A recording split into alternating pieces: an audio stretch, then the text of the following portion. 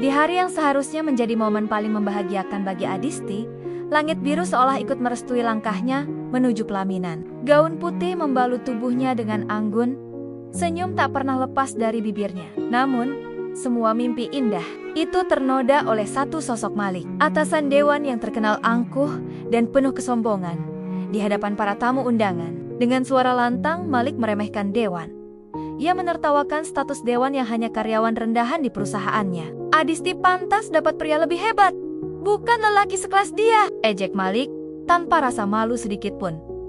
Adisti hanya bisa menggenggam erat tangan dewan, mencoba menahan air mata dan amarah yang berkecamuk di dada. Tapi dewan tetap tenang. Ia hanya menatap Malik dengan tatapan datar, seolah kata-kata itu tak berarti apa-apa. Sebelum kita lanjut ke bagian yang paling menegangkan, jangan lupa untuk subscribe channel ini, teman-teman. Dukung kami dengan like, komentar, dan doa terbaik kalian, supaya kami bisa terus menghadirkan kisah-kisah penuh makna seperti ini. Tulis di kolom komentar, kalian di tim Dewan atau tim Malik, dan doakan semoga cerita ini membawa inspirasi untuk kita semua. Tepato di puncak ketegangan, Dewan akhirnya bicara. Suaranya datar, tapi setiap kata bagaikan petir di siang bolong. Apa kau yakin tahu siapa aku sebenarnya?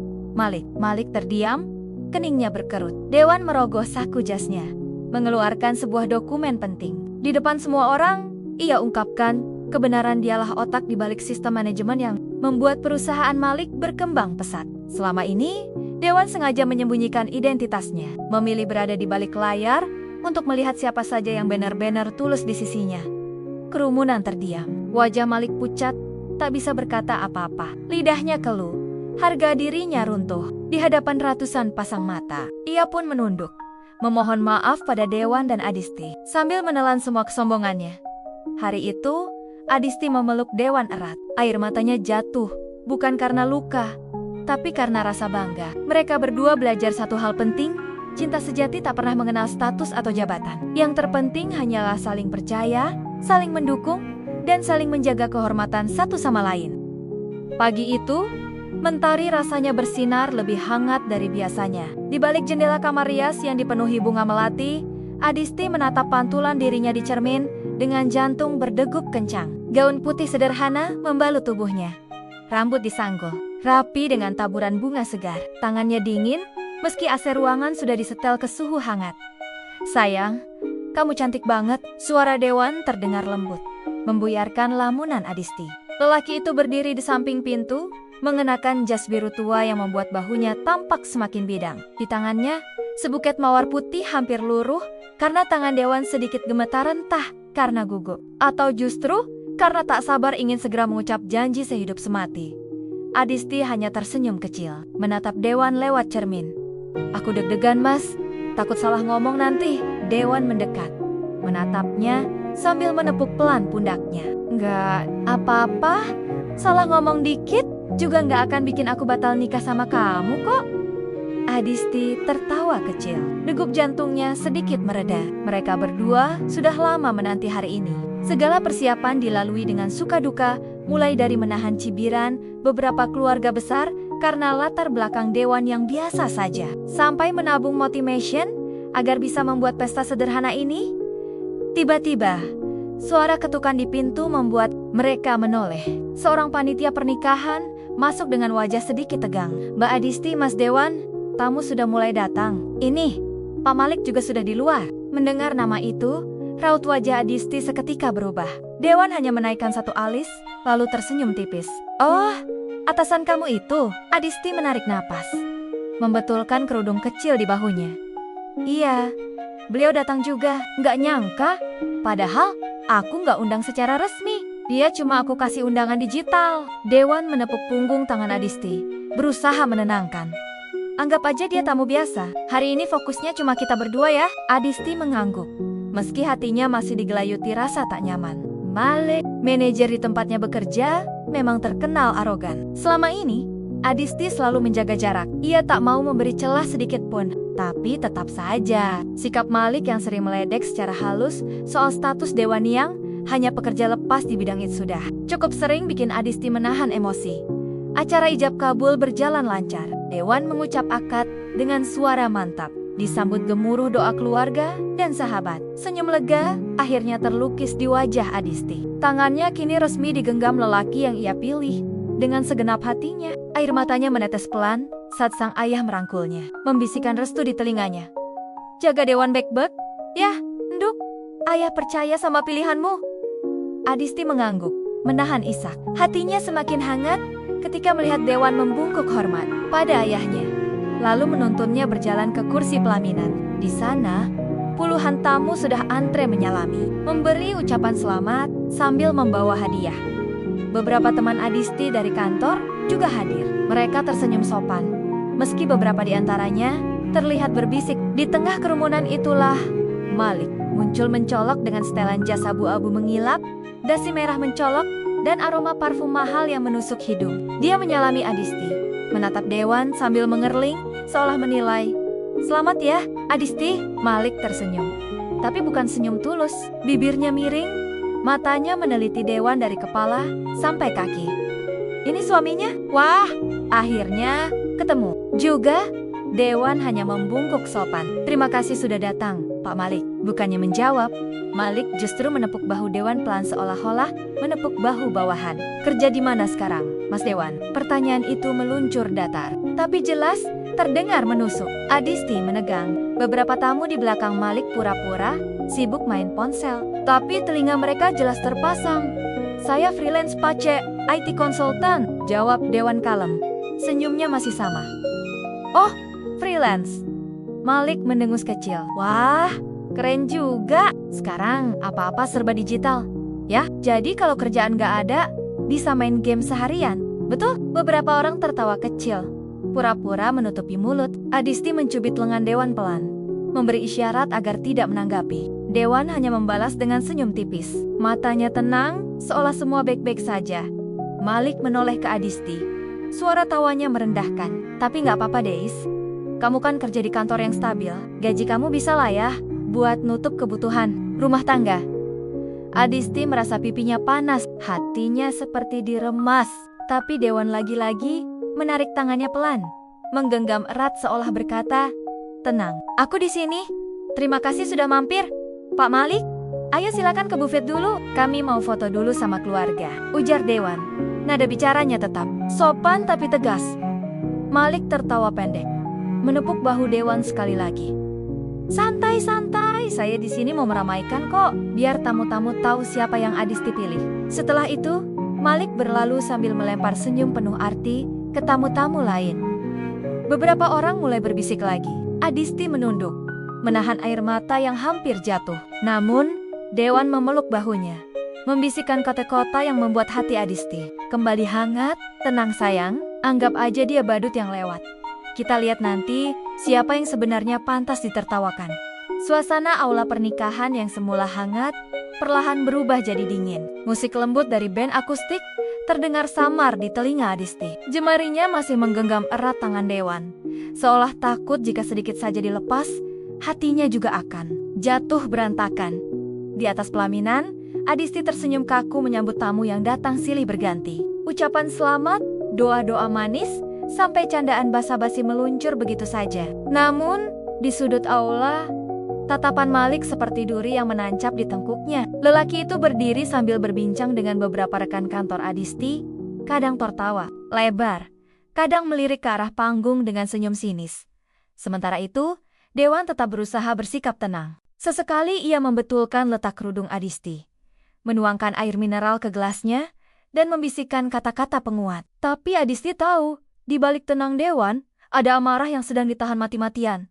Capek sayang? Tanya Dewan pelan. Di sela-sela tamu yang sejenak kosong, Adisti hanya mengangguk, senyumnya dipaksakan. Capeknya bukan badan mas, tapi hati. Dewan tersenyum kecil, menatap istrinya penuh kasih.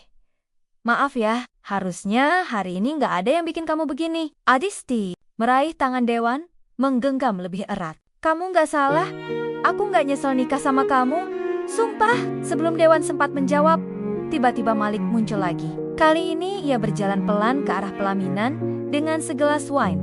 Padahal di undangan tertulis no alkohol. Tangannya menunjuk ke arah Dewan seolah ingin memastikan semua mata tertuju pada mereka. Mas Dewan, Malik memanggil dengan nada setengah mengejek. Sini deh, turun sebentar. Saya mau ngobrol bentar sama pengantin cowoknya. Beberapa tamu mulai memperhatikan. Adisti spontan menahan lengan Dewan. Mas, nggak usah. Dia cari ribut aja. Tapi Dewan menarik napas panjang, menepuk tangan Adisti. Nggak apa-apa, aku turun sebentar. Kamu di sini aja. Dewan melangkah turun. Malik sudah menunggunya di samping panggung kecil. Beberapa rekan kantor Adisti yang tadinya hanya basa-basi makan di meja buffet, kini sengaja mendekat. Rasa ingin tahu mereka melebihi sopan santun sebagai tamu. Gimana rasanya nikah sama karyawan saya, Mas Dewan? Malik membuka percakapan dengan tawa pelan. Rasanya jadi pak suami beruntung ya. Cuma modal janji manis, bisa dapat istri cantik, kerja di kantor bagus, gaji stabil. Dewan menatap Malik tanpa berkedip. Nadanya tetap datar. Kenapa Pak Malik? Mau tanya? Apa? Apa? Malik memutar gelasnya, meneguk sedikit isinya, lalu mendekat hingga bahunya nyaris menyentuh Dewan. Kamu nggak malu, Dewan? Lihat tuh. Malik menunjuk ke arah Adisti yang masih duduk kikuk di pelaminan. Istri secantik itu harusnya dapat suami mapan. Kamu pikir kamu bisa ngasih dia hidup enak dengan modal freelance? Hah? Beberapa orang pura-pura sibuk memegang ponsel, tapi jelas mereka merekam. Momen hiburan gratis ini terlalu sayang dilewatkan. Dewan tetap berdiri tegak. Kedua tangannya disilangkan di depan dada. Tatapannya menajam, tapi bibirnya masih terkunci rapat. Malik tertawa pendek. Saya kasihan sama Adisti. Anaknya pintar, kerja bagus, masa depannya cerah. Jatuh ke kamu? Kamu tahu nggak? Banyak yang bilang dia buang-buang masa depan. Beberapa orang menahan napas. Beberapa lagi berbisik kalimat sinis yang menetes seperti racun. Adisti dari atas pelaminan hanya bisa melihat bibir Malik bergerak cepat, sedangkan Dewan berdiri membisu. Tak kuat, Adisti bangkit. Ia menuruni anak tangga kecil pelaminan, berjalan cepat ke arah Dewan dan Malik. Pak Malik, cukup! Suara Adisti terdengar serak. Pipinya memanas, matanya berkaca-kaca. Tolong jaga ucapan Bapak. Ini acara saya. Hari bahagia saya. Malik tertawa mengejek. Bahagia? Kamu pikir nikah sama dia bisa bikin kamu bahagia? Sudahlah, Dis. Kalau mau, saya masih punya banyak posisi kosong di kantor. Tinggal bilang, saya bisa bantu kamu cari yang lebih pantas. Dewan menoleh, menatap wajah istrinya yang hampir menangis. Perlahan, ia meraih bahu Adisti, menenangkannya. Sayang, bisik Dewan pelan. Percaya sama aku. Ya, sedikit lagi, biarin aja dia ngomong apa. Tapi Malik belum puas. Ia mengangkat suaranya agar makin banyak yang mendengar. Kalian semua di sini harus tahu, pengantin cowok ini cuma numpang hidup. Freelance IT apalah, paling cuma bisa ngerjain desain web murah, dapat proyek sebulan sekali, makan dari gaji istrinya. Pantes Adisti nggak undang saya resmi. Malu dia. Seketika, ruangan jadi sunyi. Suara musik berhenti. Band akustik menurunkan gitar. Mata semua orang kini tertuju ke sudut aula, di mana drama memalukan itu berlangsung. Adisti menunduk. Rasa malu, marah, dan hancur bercampur aduk. Tangannya menggenggam lengan Dewan, berharap suaminya bicara. Tapi Dewan hanya menatap Malik. Senyumnya perlahan menghilang, digantikan sorot mata dingin yang belum pernah Adisti lihat sebelumnya. Beberapa detik kemudian, Dewan membuka mulutnya. Suaranya pelan, tapi tegas. Pak Malik, Bapak yakin mau melanjutkan ini di sini, di depan semua orang? Malik mendengus. Kenapa? Mau ngajak saya berantem? Sana, coba tampar saya kalau berani. Apa kamu mau saya bayar sekarang juga? Dewan tersenyum kecil. Tapi kali ini senyumnya bukan senyum ramah. Senyum itu seolah menyimpan sesuatu yang tak seorang pun di ruangan ini duga. Dengan tenang, Dewan menepuk tangan Adisti pelan, seolah berkata, "Lihat sayang, sekarang giliranku." Dan tepat di detik itu, situasi yang sejak tadi membuat Adisti hampir runtuh, perlahan mulai berbalik. Hening. Suara langkah pelayan yang lewat pun terdengar jelas di antara para tamu yang menahan napas. Malik masih berdiri congkak di depan Dewan. Tangannya memegang gelas wine yang bergetar pelan karena emosi atau barangkali karena cemas yang mulai merambat. Meski ia sendiri belum sadar, Adisti memegang lengan suaminya erat-erat, setengah takut akan apa yang akan terjadi. Tapi Dewan menepuk tangan istrinya pelan. Tatapannya penuh keyakinan. "Sayang, tenang ya. Sekarang giliranku." Dewan melangkah maju, mendekat ke arah Malik yang masih memasang wajah meremehkan. Ia merogoh saku jasnya perlahan, mengeluarkan sebuah kartu nama berwarna hitam dengan ukiran logo emas yang sederhana tapi berkelas. "Pak Malik, saya mau tanya sekali lagi." Suara Dewan terdengar datar namun menekan. "Bapak yakin mau melanjutkan permainan ini di depan semua orang?" Malik tertawa kecil. Nada sombongnya belum juga padam. "Permainan apa? Kamu mau main sulap? Mau pura-pura keren? Sudahlah, Dewan. Pulanglah sana. Belajar cari duit yang benar." Dewan mengangguk pelan, lalu menoleh ke arah salah satu tamu. Seorang pria parubaya bersetelan jas rapi yang sedari tadi berdiri tak jauh dari mereka. Pria itu terperangah, lalu buru-buru mendekat begitu melihat kartu nama di tangan Dewan. "Pak Herman, Bapak kenal saya kan?" tanya Dewan tenang. "Pak Herman, direktur sebuah perusahaan kontraktor besar," menatap kartu nama itu, lalu mendongak pada Dewan. Wajahnya berubah drastis, dari datar menjadi penuh hormat. Ia langsung mengangguk, setengah membungkuk. "Pak Dewan, astaga, saya nggak tahu kalau Bapak ini." Belum sempat Pak Herman melanjutkan, Dewan menoleh pada Malik yang mulai memicingkan mata. Bingung, Dewan meraih mikrofon dari salah satu kru musik yang berdiri kaku. Ia berbicara pelan, tapi suaranya menggema ke seluruh aula. "Bapak, Ibu, tamu semua. Maaf saya bicara di sini. Nama saya Dewan Arsa Mahendra." Dewan berhenti sebentar, menatap Adisti yang masih berdiri di belakangnya. Ia tersenyum tipis, menenangkan istrinya. Lalu ia melanjutkan, "Mungkin banyak yang belum tahu. Selama ini saya memang bekerja freelance di bidang IT. Tapi yang tidak Bapak Malik ketahui adalah, saya juga pemilik dan pendiri Arsa Digital Solutions." Beberapa tamu berbisik. Nama itu bukan nama asing. Sebagian rekan bisnis yang duduk di kursi VIP langsung saling bertukar pandang. Malik perlahan menurunkan gelasnya. Senyum congkaknya perlahan hilang, digantikan kerutan panik di dahinya. "Arsa Digital Solutions," lanjut Dewan. Suaranya makin tenang, tapi menikam. "Adalah vendor utama di balik sistem keamanan data perusahaan tempat Pak Malik bekerja. Termasuk server payroll, gaji semua karyawan, data tender, sampai akses proyek luar negeri." Dewan melangkah lebih dekat. Kini jarak mereka hanya satu langkah. Ia menatap mata Malik tanpa berkedip. "Dan hari ini, Pak Malik, Bapak dengan sangat berani menghina saya di depan istri saya di hari pernikahan saya, sambil lupa satu hal kecil, Bapak bekerja di bawah sistem yang saya bangun. Bahkan saya bisa menutup akses Bapak hanya dengan satu klik." Suara tamu mulai riuh rendah. Beberapa menutup mulut, beberapa lagi memandangi Malik dengan tatapan iba. Adisti hanya bisa berdiri di belakang Dewan. Napasnya memburuk, campur aduk, marah, lega, terharu. Ia tak pernah tahu suaminya memiliki kuasa sebesar ini. Malik melangkah mundur. Tangan yang tadi menenteng gelas kini gemetar. "Dewan, saya. Tenang, Pak," potong Dewan dingin. Senyumnya tipis seperti bilah pisau. "Saya nggak akan bikin Bapak dipecat. Saya hanya mau Bapak belajar satu hal. Jangan pernah meremehkan orang lain hanya karena penampilan atau titel pekerjaannya." Malik membuka mulut, tapi tak ada suara keluar. Ia hanya berdiri kaku, menunduk, menatap lantai seolah berharap bisa menelan dirinya sendiri. Dewan menoleh ke arah para tamu. Ia mengangguk sopan. "Mohon maaf atas keributan ini. Hari ini seharusnya jadi hari bahagia saya dan istri saya. Saya harap Bapak Ibu semua bisa tetap menikmati acara." Perlahan tepuk tangan terdengar. Ragu di awal, kemudian makin nyaring. Beberapa tamu mendekat ke Dewan, menyalaminya sambil tertawa kecil. Sebagian menepuk bahunya, sebagian lagi minta maaf atas sikap Malik. Sementara Malik berdiri kikuk di tengah aula, bak patung hidup yang menanggung malu di hadapan ratusan pasang mata.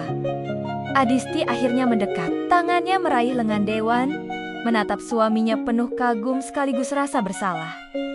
"Mas, kenapa nggak bilang dari dulu?" Dewan menoleh padanya, tersenyum, lalu meraih pipi Adisti dengan jemari hangatnya. "Aku nggak pernah peduli mereka mau lihat aku siapa, Dis. Aku cuma peduli kamu lihat aku siapa. Dan sekarang, kamu udah yakin kan? Kamu nggak salah pilih." Air mata Adisti menetes, bukan karena sedih, melainkan karena lega. Ia memeluk suaminya erat-erat. Pelukan yang bukan sekadar rasa cinta, tapi juga rasa bangga. Di belakang mereka, Malik menelan ludah. Ia mendekat, menunduk setengah membungkuk. "Maafkan saya, Pak Dewan, Bu Adisti. Saya benar-benar..."